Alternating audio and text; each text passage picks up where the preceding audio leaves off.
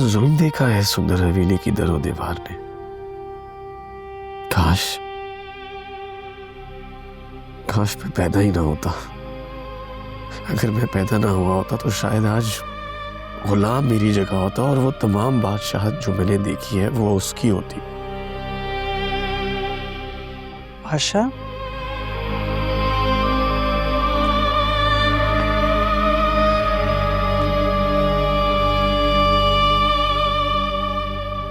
तुम कब आए खुर्शीद के कमरे से? बस अभी। क्यों?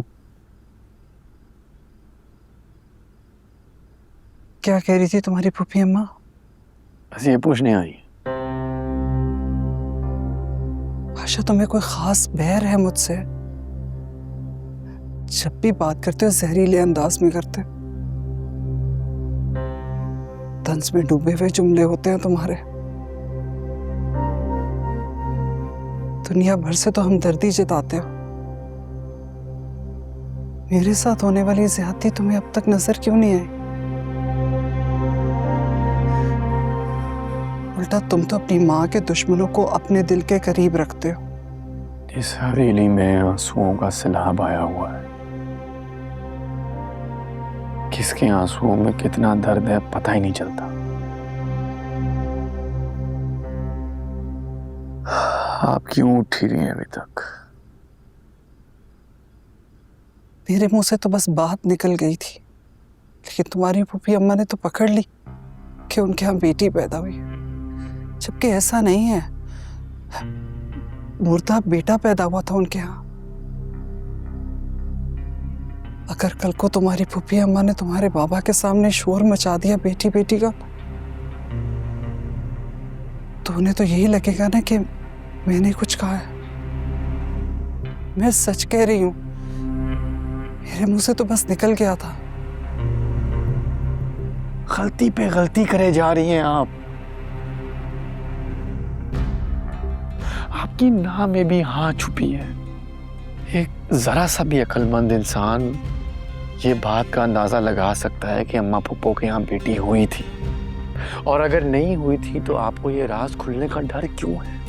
नहीं हुई थी बेटी, मुर्दा बेटा पैदा हुआ था। क्यों नहीं समझ रहे? तो फिर बाबा से किस चीज का डर है आपको? अगर मुंह से झूठ निकल ही आया तो मुझसे तो सच बोल लें अम्मा।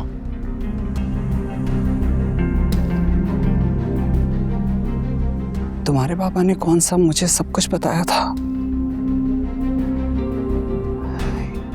मेरे पे तो हकीकतें मेरे नाकाम आशिक भाई ने खोली थी, जो कि तुम्हारी फूफी अम्मा के इश्क में मर गया। हाँ, तो इसका मतलब ये है कि उनका दिल ठीक कह रहा है। खुदा के लिए पाशा, मुझे अपने बाबा के अताब से बचाओ। अगर तुम्हारे बाबा को पता चल गया कि मैंने बताया है, तो वो मेरा वो हश्र करेंगे कि तुम बचपन की तरह कोनों में मुंह छुपाते हुए रोगे। हाँ, तो फिर अम्मा पप्पो को सवाल पूछने देना हक बनता है उनका।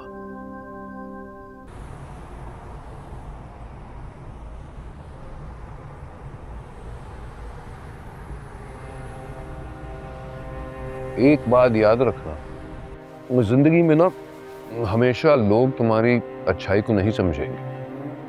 बाज औकात तुम्हें वो काम करने होंगे जो तुम्हारे हक में ना हो, लेकिन दूसरों के लिए जरूरी हो। बाबा, ये कैसा इंसाफ हुआ कि अपने लिए कुर्बानी देना और बदले में कुछ ना मिलना? मुझे इंसाफ हमेशा खुदा के हाथ में होता है। इंसान का काम है सिर्फ नीयत साफ रखना और अपनी जिम्मेदारी पूरी करना, और जो तुम्हारे दिल को सुकून देना वही सही है। सुंदरी, अगर तुम बुरा ना मानो तो एक बात कहूं? जी। गाड़ी में बहुत खामोशी है और मैं भी काफी देर से, मेरा मतलब है थका हुआ हूँ, नींद के झोंके आ रहे हैं। तो ये ना हो खुदा ना खास्ता कोई हादसा हो जाए। अगर तुम बुरा ना मानो तो मैं गाड़ी में हल्की सी आवाज में एफएम चला लूं, जरा आंख खुली रहेगी।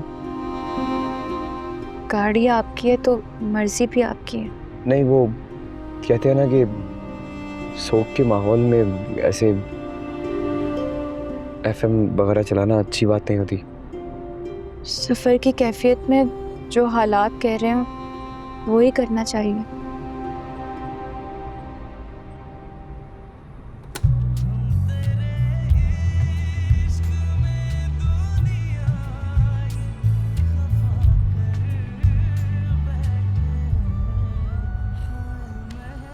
अपनी माँ की इज्जत करवाना मेरी जिम्मेदारी है, मेरा फर्ज है, मैं कर लूंगा।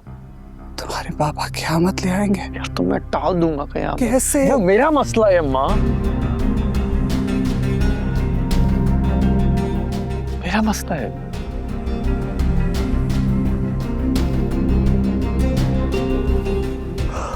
प्लीज जाके सो जाए, प्लीज।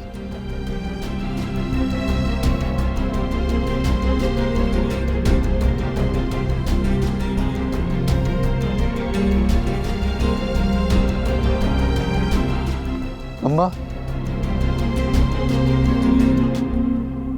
क्या आपको पता है आशिक अली और उसकी बेटी कहाँ है? खुदा के लिए बादशाह, उसे ढूंढने की भी कोशिश ना करना। अगर वो यहाँ आ गया तो खानदान में हमारी इज्जत का जनाजा निकल जाएगा। किसी को मुंह दिखाने के काबिल नहीं रहेंगे हम। तुम्हारी फूफी अम्मा के कमारेपन का राज सब पर खुल जाएगा। सब जान जाएंगे कि वो शादीशुदा है और एक बच्ची की माँ भी। हम क्या जवाब देंगे खानदान वालों को? कहाँ जाके मुंह छुपाएंगे? मत ढूंढना खुदा के लिए।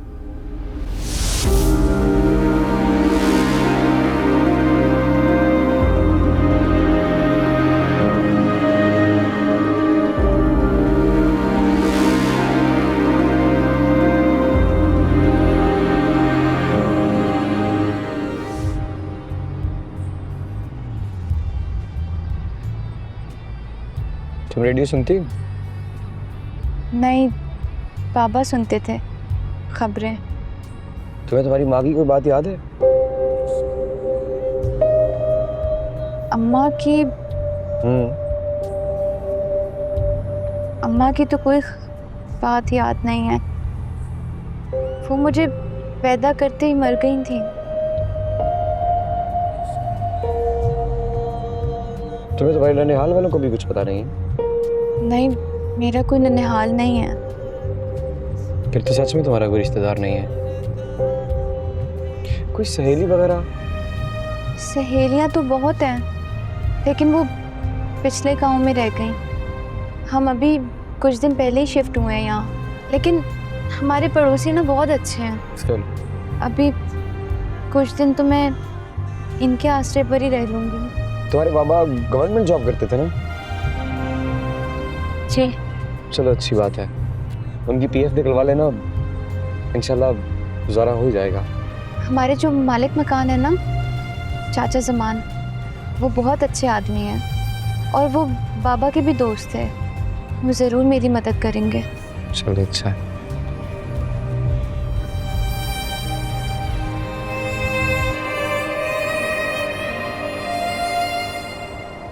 मेरा शेर, मेरा शहजादा, मेरा बादशाह, आज इसकी वजारत का माशाल्लाह से पहला दिन है। बैठो बैठो। बादशाह, ये वजारत के पेचो खम तो तुम समझते ही रहोगे, लेकिन याद रखना, अगर खानदान का कोई भी फर्द तुम्हारे पास काम लेकर आया ना, तो उसे फौकियत देनी है। नहीं बाबा, मैं हल्फ उठा चुका हूँ कि मैं अपने किसी भी रिश्तेदार को फौकियत नहीं दूंगा।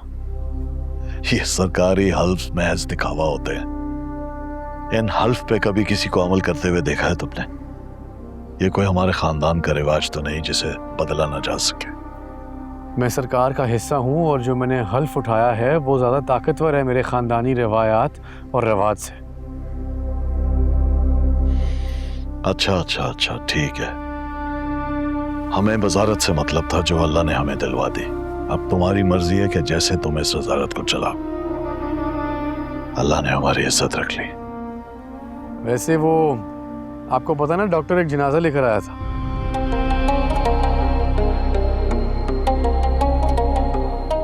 जनाजा? किसका जनाजा?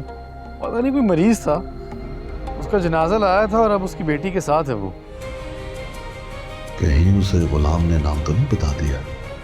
मैं भी कितना बेवकूफ हूं, गुलाम को मना करना चाहिए था उसका नाम बताने से। अगर उसे नाम पता चल गया, ये वहां तक पहुंच जाएगा।